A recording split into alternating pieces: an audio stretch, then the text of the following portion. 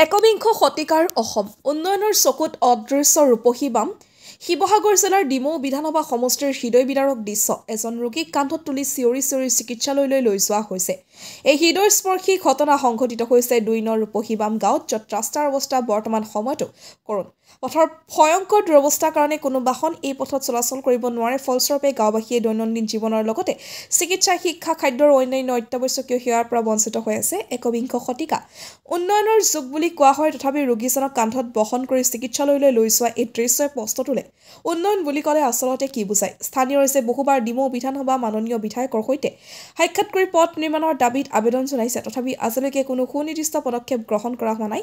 ফলত ৰাইজৰ মাজত অসন্তোষ আৰু ক্ষোভ দিনক দিনে বৃদ্ধি পাইছে। এই অঞ্চলৰ জনগণৰ একমাত্ৰ আবেদন, অধিকাৰ যেন অকল কথাতেই সীমাবদ্ধ নহয়, বাস্তৱত পৰিণত হয়। ডিমৌৰ পৰা শিৱ কুমাৰ চৌহানৰ report, North East Frontier News. এখেতৰ নামটো কি হয়? বুলেন ফুকন। কি হৈছে বিহে? পেটৰ বিষ, পায়খানা, ডিসেন্টাৰি সব হৈছে। এইখন ফুল বমি, ডিসেন্টাৰি, পায়খানা। আপোনালোকৰ এইফালে গাড়ী নাযায় নেকি? গাড়ী নাযায়, আমাৰ 3 কিলো মানে দাঙিবলৈ আনিছো। ৰাস্তা ইমানে বেয়া। এমএলএ সুশান্ত বৰগোহাঁই আমি 100 বাৰ মান আবেদন নিবেদন কৰিলোঁ, কিন্তু এতিয়ালৈকে ৰাস্তাটো বনাই দিয়া নাই আমাক।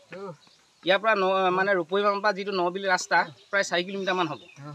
এই ৰাস্তাটো মানে আমি আকৌ পুনৰবাৰ অনুৰোধ জনাইছোঁ যাতে আলিটো হৈ থাকে।